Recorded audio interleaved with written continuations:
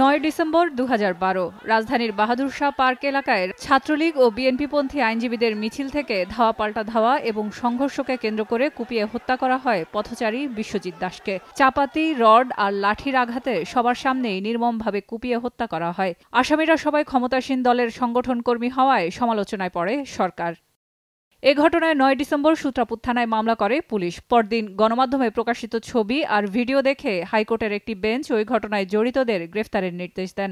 এরপর ৭ আসামিকে গ্রেফতার করা হয়। মামলা হস্তান্তর করা হয় ঢাকা মহানগর গোয়েন্দা পুলিশের কাছে। ২০১৩ সালের ৫ই মার্চ বিশ্বজিৎ হত্যার সঙ্গে জড়িত থাকায় জগন্নাথ বিশ্ববিদ্যালয়ের ছাত্রলীগ কর্মী ২১ জনকে আসামি করে অভিযোগপত্র দেয় ডিবি পুলিশ।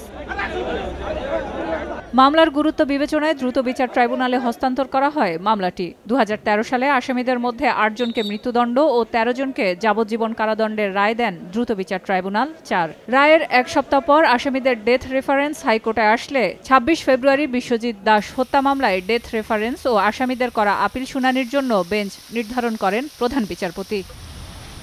নিম্ন আদালতে ৮ জন মৃত্যুদণ্ডপ্রাপ্ত আসামির মধ্যে ২ জন আসামি রাজন ও লিমন এবং যাবজ্জীবন সাজাপ্রাপ্ত ১১ জন আসামি পলাতক রয়েছে।